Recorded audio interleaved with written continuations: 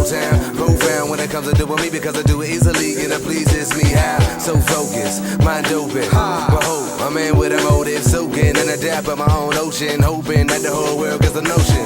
I've been waiting for this minute for a minute, now I got it out my golf in a moment. Size mode, can't sugarcoat it. Beast mode, can't control it. Hold up, if you're looking for me right here, with a pen in my hand to make it all clear that I gotta do it bigger and better and piecing the puzzle together for the people that never have let up. So fed up with the bullshit, me too.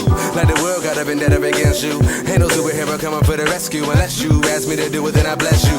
But wait, never too late. Take a deep breath, let it all marinate because the second that I do, I embrace my fate and I gotta make a move because I am that great.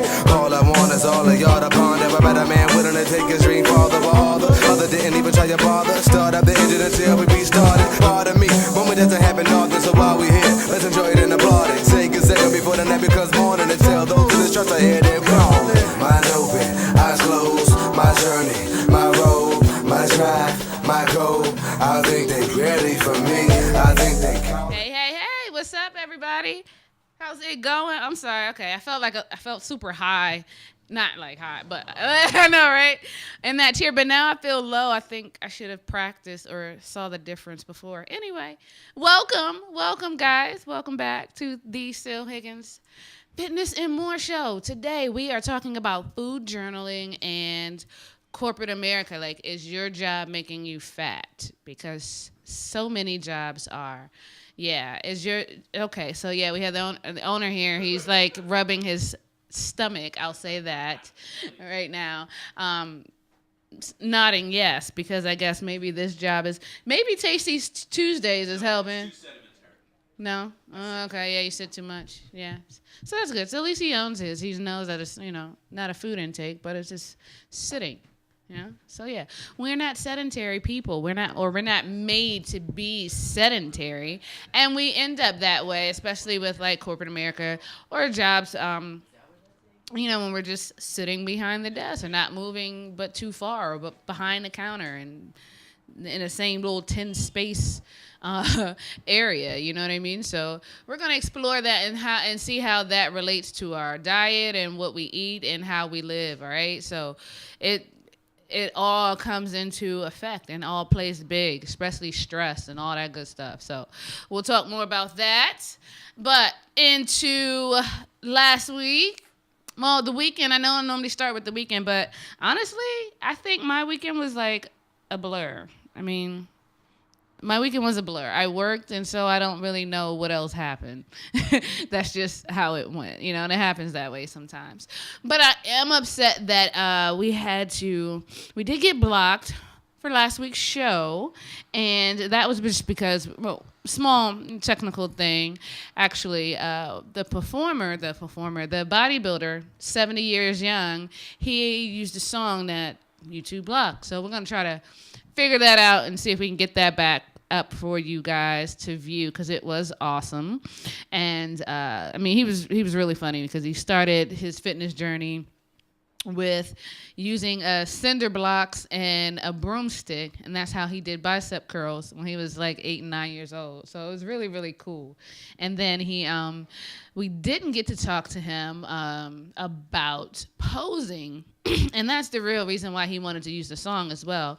Posing is a big part of bodybuilding. It's almost like, okay, someone can play a sport really well, but when it comes time to perform or for that game, they don't perform well. So the posing is how they actually display their talent. They display their muscle. They have to move and hit certain points in certain ways, and it's good if it goes to the beat of the song and all that good stuff. So that's why it was important, and that's what got us blocked. But we're going to have him back on. We're going to follow his competition because he was actually about 8. He wanted me to let y'all know too. He was like 8 weeks out from his show, so everything wasn't in tip-top shape that he would have liked. So he wanted me to make sure I mentioned that. So we're gonna follow him again and see him closer to the show time, or take a trip down there to see the show, and then we'll go from there. We'll be able to see him in actual show time and bring him back on to talk about the posing and the experience and how he trained from then until the time of the show and the time we have him back on. Okay, so we'll continue to follow him with that and all that good stuff. All right. And so, like I said, things have been a blur. The weekend was, and I did have a moment though. This week in the gym, I was doing my own workout time. So I didn't have like my personal training shirt on. I was just kind of in there doing my own thing, right? And so I heard two ladies. I was on this Stairmaster. Two ladies were working, attempting to work out. They were in their process. That's what I'll say. All right. So they're in their process, and you could tell both of them were obese and had some body fat to lose. One more than the other. So they got up, they climbed up on the Stairmaster. One says, "No, this isn't for me." After like 1 minute, she's like, "This ain't my exercise." Starts to get down. The other girl gets down off the Stairmaster, right?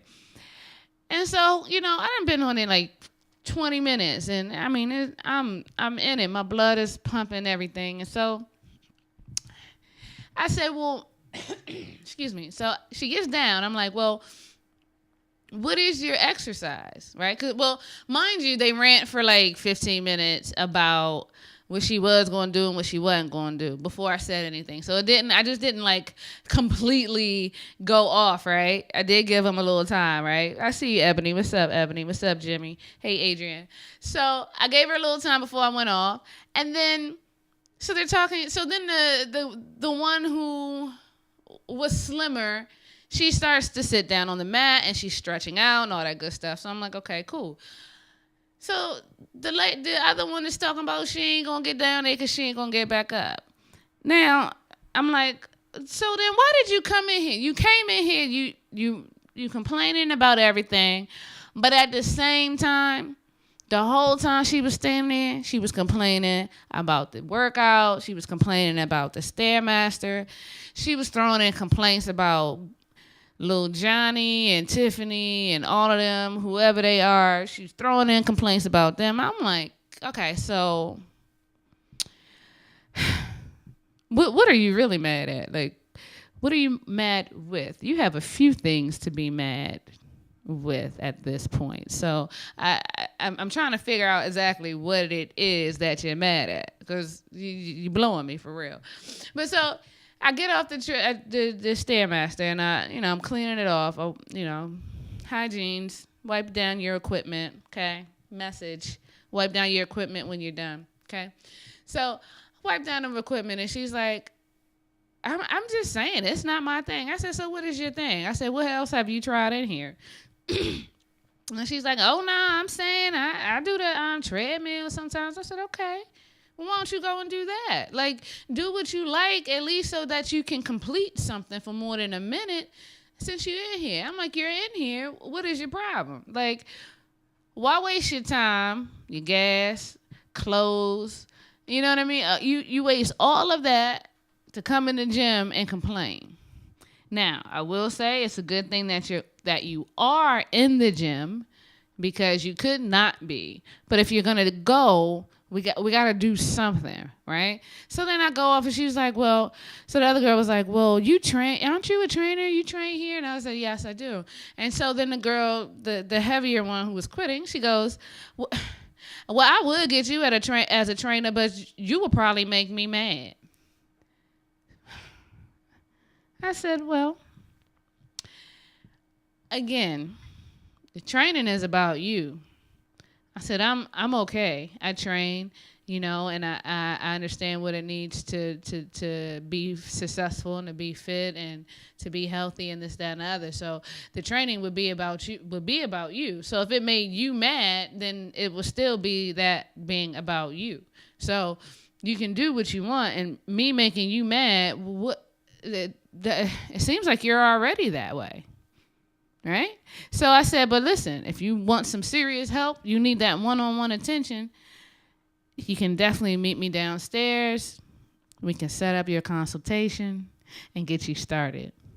So then she goes, that stuff is too expensive. Now, mind you, while she was on her rant, she also talked about how she had been out drinking and out to eat several times. So I said, I threw it right back at her. I said, so just as you went and had drinks, I said, that could have been half of your first package sessions to starting to get you on the right foot.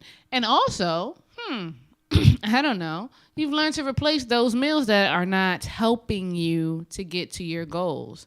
Remember, when you're eating, the food is either helping you or holding you back from meeting your fitness goals. So you're either fueling your body or crapping up your body, one or the other. All right, so those things help, and we'll talk more about that into the show. I just had to confess my little moment there with going at those two young ladies. I mean, I didn't go at them, but I did apologize afterwards. I said, I'm sorry, did I snap a little bit? And they were like, yeah, you did. Anyway, we're gonna move right along. It happens. That's how I know I'm passionate. That's how you know I'm passionate about what I do, okay? That's how you know I'm not just doing this. Stuff like that irritates me. Shoot. That's all I gotta say. So anyway. Yeah. So we got all that good stuff, confessions, and today, the food journal, and how it relates to corporate America, how it relates to our jobs and things of that nature, how all of the foods activities causes us to gain weight and causes our health problems. We're going to get into that too, all right? So first, we are going to take a look at a video on the types of jobs that are making you fat. Take a look. 10 jobs that make you gain weight.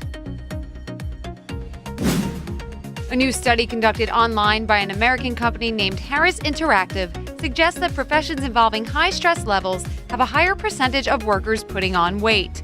You'll be surprised to find some occupations on that list. Let us know if you agree with this selection. Travel agent.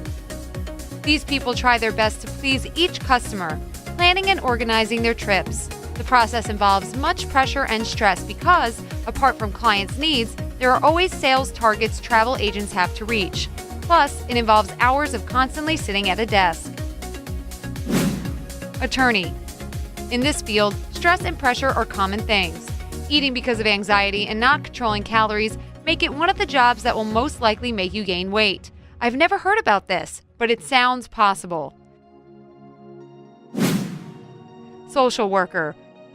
Just like travel agents, social workers spend too many hours sitting. They often eat at their desks and almost never take part in exercise or any physical activities during their workday. It seems that while helping people, they forget about themselves. Teacher. When you hear the word teacher, what image comes to mind first? A person sitting at a desk, right? Teachers sometimes sit at their desks while giving lectures, and they also do all their administrative work while sitting, preparing for their classes, grading, and checking attendance. It seems they need to exercise more than others to keep the pounds off.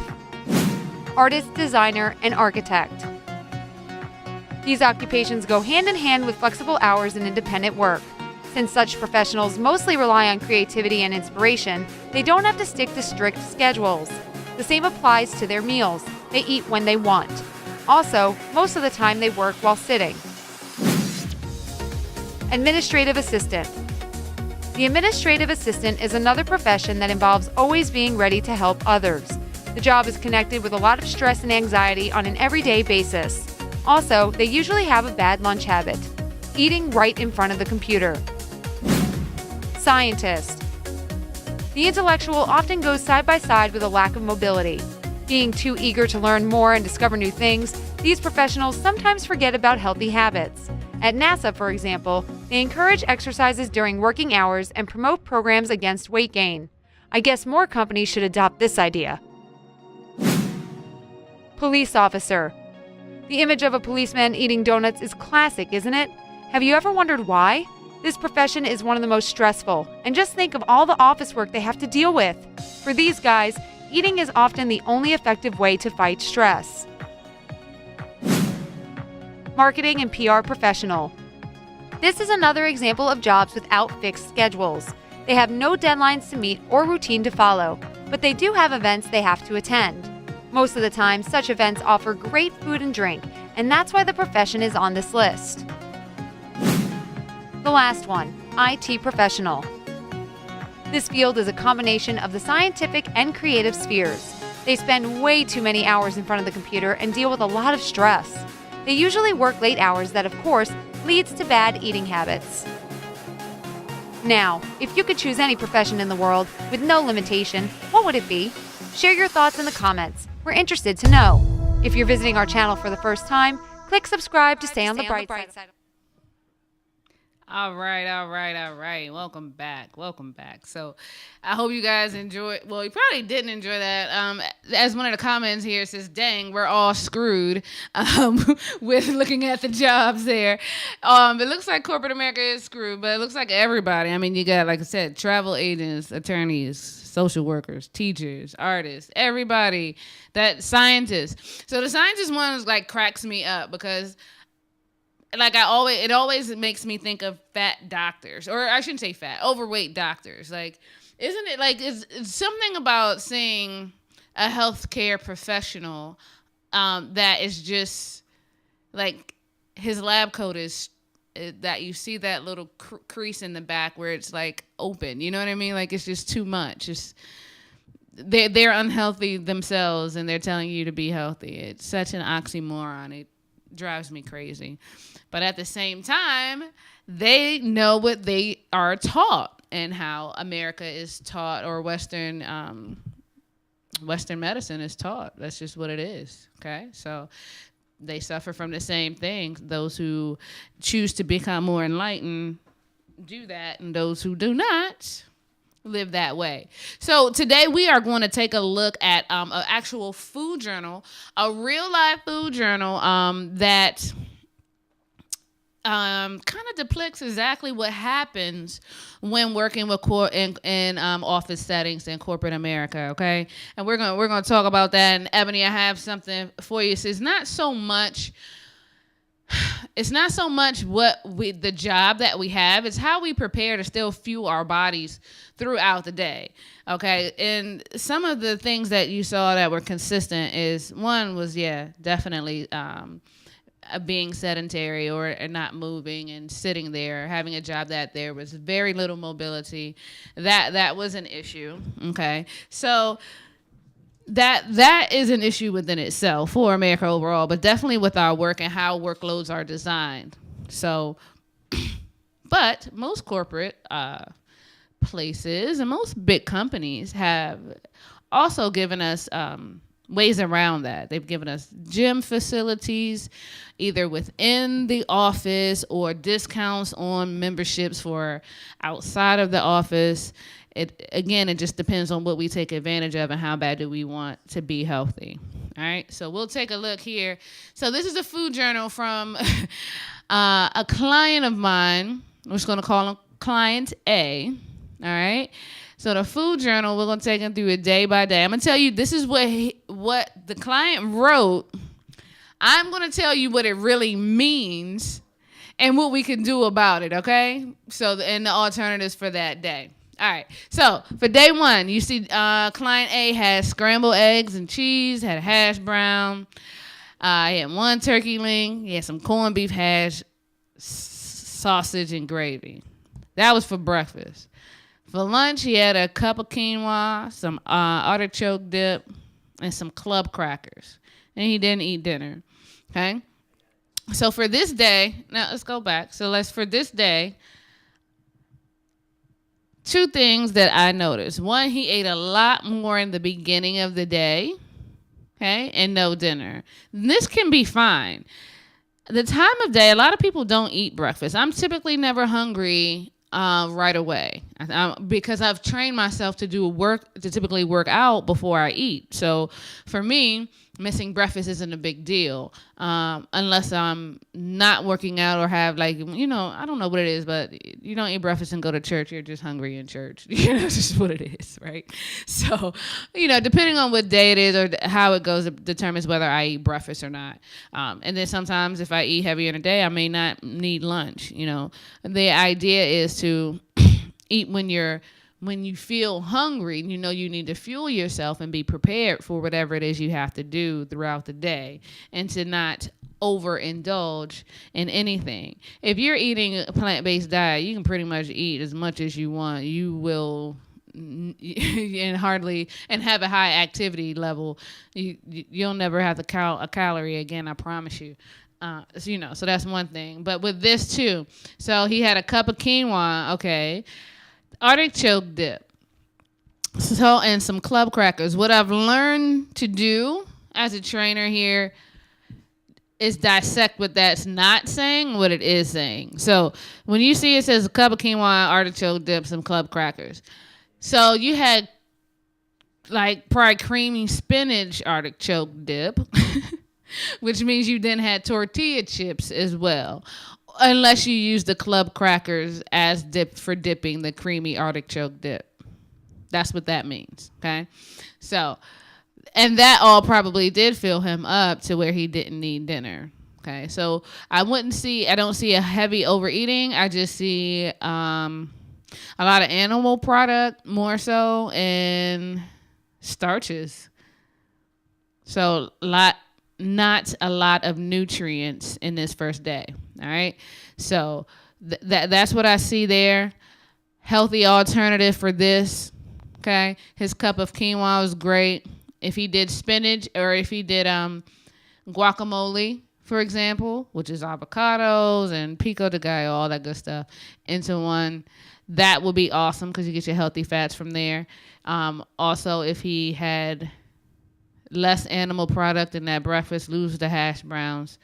One turkey link. It depends. The corned beef hash, he didn't need that either. We can replace some of those things with more fruits and vegetables. I would say more vegetable or fruits for that in the morning. He can also add maybe the quinoa, move that up. He can do oatmeal if he wants, or something like that, instead of the scrambled eggs. That's how I would take care of that. Put him on for that day. The next day. Moving right along to the 17th. There we go. So the cool thing, he did actually look pretty good for breakfast this day. He had watermelon slices, red and green grapes, water, and a VA energy drink. No lunch, pizza and nuggets for dinner. So I like how there was not a number of slices for pizza and no number of nuggets for dinner for that day. So there could be possibly some overindulging, especially since he didn't have lunch and had that very light breakfast. A decent breakfast, but compared to dinner, we see some problems there, especially with no control over or no list of how much of what was eaten, right? So that's a super big problem there. Hey, Ronald. Hey, Christina. And someone else there was Bill. So for that day, the pizza and the nuggets, I could tell you that probably set him back a little bit. Okay. Big thing here, no nutrients for dinner.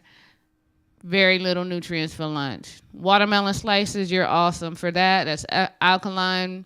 That's a nice piece of fruit to eat. Red and green grapes. So most of the green grapes, when you think about grapes, you need to think about what grapes have a seed in them. If they're seedless, then they're genetically modified, okay? So any fruit that does not have a seed, that says seedless, that used to or should have a seed, we know is genetically modified some way. So you don't want to do that. You want to stick to something more natural. He can use the VA energy drink and just stick to the water, or a light tea is fine as well, okay? So that's pretty straightforward on that. That's what I see. His dinner could be replaced with, if it had to be a pizza, Kashi makes a good one, or he can actually make his own using some kind of vegan dough, or dough that's made with very little product or very little chemicals, okay? And actually just put these natural ingredients on, make it plant-based. Do it from home. It's an awesome way to start cooking, okay? Next day. And so here is these next couple of days in this journal. we will really start to see the effects of corporate America. Okay? So, in more ways than one, might I add, because I also caught something that most people probably wouldn't with this. So this day, this breakfast is awesome. He has a honey bun, Mountain Dew, club crackers, and water. Then he has club crackers and water for lunch, no dinner. So he had a bunch of sugar and chemicals for breakfast, some chemicals for lunch, and water, and no dinner. That's great. I'm going to move right along on the next one. Because there's so many things I could say about that, but I want you guys to get the big picture here, okay? So now this day got me, and I will confess here, okay? This day got me because so it says Big Texas or Big Texan and other vending machine snacks and club crackers, all right? So when I saw Big Texan, it's like, again, I know this life from experience. When I was 350, I was in corporate America. I was working for a Fortune 500 company, and it was ridiculous because the vending machines are just the devil, okay? So, Big Texan, I said, so when I saw the client, I said, is that the honey bun, the cinnamon roll? He said, yeah. I was like, man, so those are like these big old cinnamon rolls that were like, just like cracked. Like, it's just, oh my gosh, it's ridiculous. So, but not only that, I mean, and they were like, just the best piece of crap in the machine. Really, it was. So that and other vending machine snacks. I don't even want to go into detail of what all that is that all that consists of, right? So then we go to the next day. And I think we start to see a pattern. Same as previous day. Then the next day was this one was a funny one. Water, honey barbecue wings. Oh, I think that was a gyro omelet and some with avocado and home fries. Okay. The next day, it wasn't too bad. It was this one here. Because this just screamed out, I ate one meal. And I almost think I know where he got it from. He had water, a Sprite, French fries, rice, catfish, and tilapia. So it sounded like one of those America Best meals. Something like his little carry-out meal. That's what that sounded like. Ooh, those typos in that is serious. But anyway. So the next few days, he says, is a vending machine fiend, basically, right? So a few things I noticed with this. First, and it does have to, like, it's so crazy that when I say it relates to corporate America in more ways than one. The first one, like, okay, if you notice the dates were in the top, okay, so on the 4th or the 5th or 16th of the month is when he had that really big breakfast, right? And that's when he had most of his good food earlier in the week. And then as the weeks went on, he became vending machine fiend, right? So that tells you one thing. I just got paid. I want that good meal. First thing in the morning, this is what I'm going to do. So that's what he did. It was funny. I mean, but that's what we all do. That next day after payday, oh my gosh, you're eating well. You're eating well for breakfast. You're eating well for dinner. You know that, right? So that's one thing that happens. But that trickle-down effect, then still working corporate, but working these jobs, you start to feed that vending machine, right? So there's a few things that happen when you do that. One, or when you're working, you're inactive. So then you have the vending machine. You're inactive, you get bored because you think you're going to go to sleep, especially, they say that 2 o'clock hour, so you're a 9 to 5er. After lunch, you've had lunch, you've been back to your desk, you work for a little while, and you can't kick out the rest of that day, right? So typically most people get up, they go around, they start to talk to people, but they also go to the vending machine. It's like you got to get that snack before you get out of there. You're going to make dinner and all that good jazz, right? So that's what happens. And also talking to this client, the client indicated that in my mind, I only have a few dollars each snack is only about $1, so it's cheaper for me to just get a snack for $1, and be good. Well, see, here a few things happen with that. That $1 then becomes $5, becomes $6. Oh, and throughout the week, that becomes $36. Just saying, or $30, or still something of significance that could be put to groceries. Okay, that's what I'm getting at. And so when that happens is, not only are you feeding the machine, but you're not feeding your body. The main thing that I got out of this food journal is very little nutrients. So when you're snacking away, you're still not satisfying the nutrients that your body is requesting. Okay, so then you snack more. You snack more and you still don't feel fulfilled, so you get another snack. Okay, that's why snacks aren't like, like the potato chip, and they say you just can't eat one. It's not so much that the chip is that damn good. It's just that you're still not getting what you need in your body. So your body's still like, hello? Like, can I get something? Like, I don't even understand what's going on. So then that cycle starts, right? Now, this particular client is doing well with his transformation. But adding in nutritionally dense foods like fruits and vegetables, plant-based diet, his results can really, really, really take off even more. And so I'm working on this client and trying to get them to understand this, and I'm pretty sure it will. But these are the type of things that we think about. Not only do we have the vending machine that plagues corporate America, we also have those damn office parties, right? It's like every other week there's somebody's birthday, there's somebody's promotion party, somebody's baby shower, somebody's something. There's always cake, there's always juice, sodas, coffee, everything. These things take a big hit on us, corporate America. I see Christina, you completely understand where I'm coming from. I know you do as well, Bill. And corporate America got me hooked to coffee. I did not do coffee before, but then I worked at a company and they set a free coffee thing in the building. And they had all these flavored coffees. And then CVS was downstairs that had all these flavored creamers. And then it was just a wrap. That's how I got hooked to coffee. But also those little things, then you're like, oh, I don't have to even bring lunch because we're going to have this potluck or something. It happens. And then it's so bad that one person can have a potluck on this side of the building and they done told someone over there and that plate traveled across the office and now everybody's eating, or they're saying now we need one, and then next week they have one, and then the cycle continues, okay? And so we have all this eating and this eating that is not benefiting us, right? I think the biggest thing that we do is do the damage to ourselves. We eat how we feel instead of eating to live.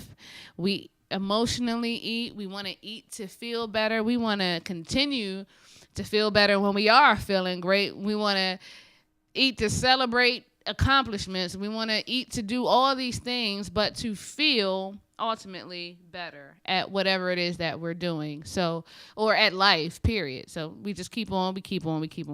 But then what happens, right? People get stressed out, they can't work, they're taking pills, they got doctor's appointments, they got high blood pressure, and then they think the job is stressing them out.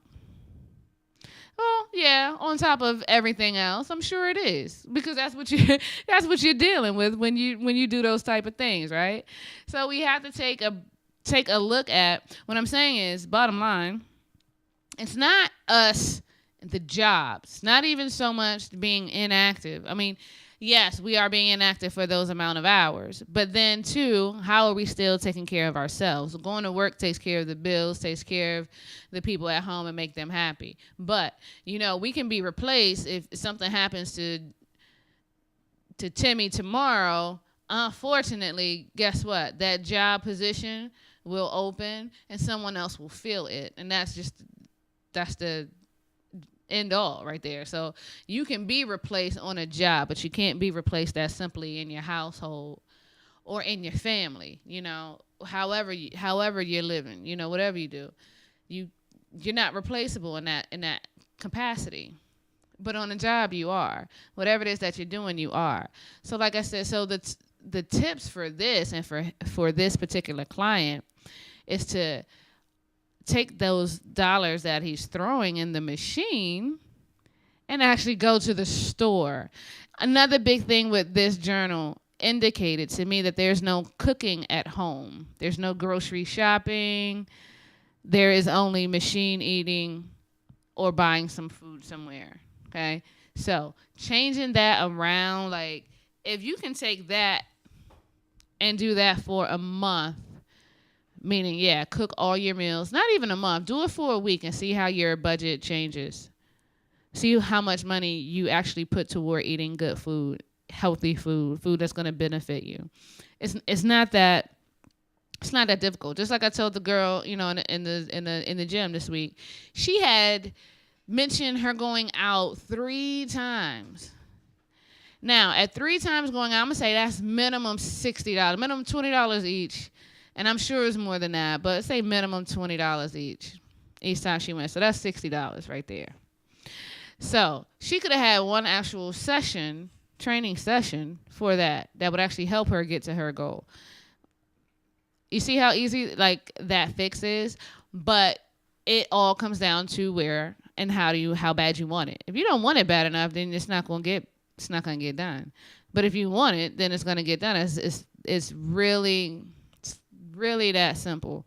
If you're not putting forth the effort, who knows what you're doing, okay? But when you put forth the effort, it's shown. You don't even have to say anything. Like, all you have to do is stand on it. That's it.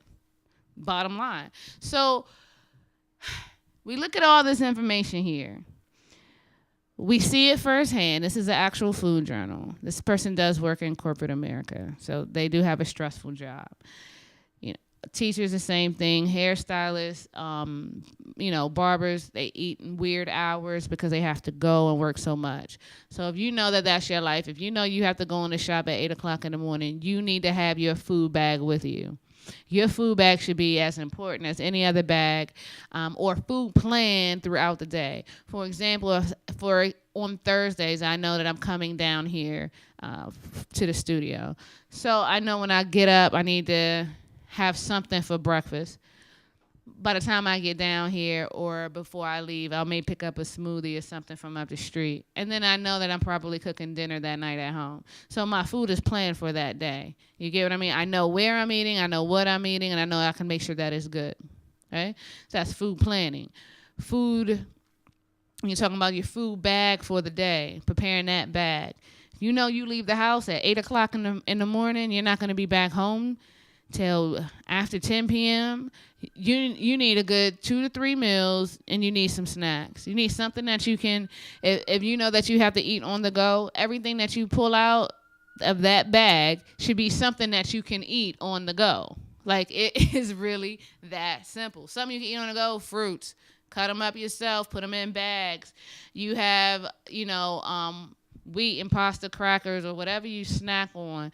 Your nuts and your berries and things of that nature. Put them in a container. You have meals, you have little salads, all that stuff. Container, put it in the bag. Food prep is everything. If you don't do this, you're going to feed the machine. Now, that $30-something that he probably put in that machine that whole week with eating nothing that had any nutrition in it. And then it had secondhand protein with the animal, with the chicken and the catfish and all that. Well, I like catfish, but what can I say?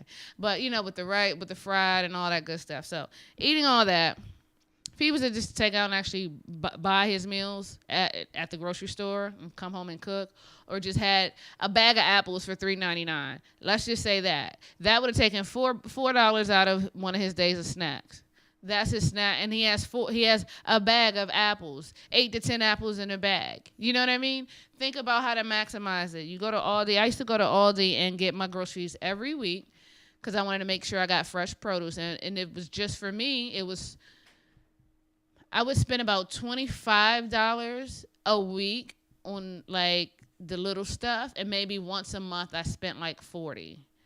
Or maybe I needed more oil or something like that, the stuff that I didn't eat each week. But 1 week a month, it was a little higher. And then the other ones, it was $20, $25 a month. a week, and I was good. So it didn't cost me a whole lot to eat healthy. You just have to want to, so you can learn more and do more. Like, again, it's that simple. So some of this stuff is, yes, your job adds stress to you. I know plenty of people who stopped working a job and lost 10, 15 pounds because they weren't stressed anymore. But then again, too, you are responsible for yourself. Meaning, if you know you work a stressful job, you may need a workout plan at lunchtime or after work or before work, before you go in and have to deal with that, and you're already calm and collected and all that good stuff. That's how you do that, right? So it's not the problem. It's about finding a solution to it, okay? So we can't help the office parties that come. They're going to come. But we can't help on how we decide to partake in them. And honestly, if you stand up, even there, I've worked in corporate situations where they noticed I stopped eating a lot of the things that they would bring, and they actually started bringing healthier things. Like, they're like, oh, well, they were considerate. Still doesn't do that, so let me do this. And then it started a domino effect. It started talking about more healthy things, more options to bring to work. So if you start and you stand, maybe the rest will follow. So then maybe your lunch and your corporate cookouts and all that good stuff will be more plant-based. No. Or just healthier. I'm just saying. Just start somewhere, please. Goodness, because it's killing us. Our jobs are killing us. Like, really. Sometimes they really, really are. You'd be amazed at the stress rates and the numbers that go along with everything that I'm saying. It's really just out there, all right? But these are little things that we can do to help bring it back together. All right. So I think we talked a lot today about all of these different things and having to make better choices. Because at the end of the day, everything that I mentioned, guess what? It all comes back down to you and what you're going to do with yourself, with your problems and your situation, whatever it is, whatever that health situation or situation is in life, period. What are you going to do about it? This is the situation. How are you going to fix it for yourself? Okay? So we got to go to work. We got to pay the bills. We got to do that, right? But how do we make ourselves the best, the healthiest, not let it kill us and still come out on top? That's all what it's all about. So y'all got to figure that out for yourselves. I can't even say anything else about it. All right? So spend the week figuring it out, and I'll see y'all next week. Peace.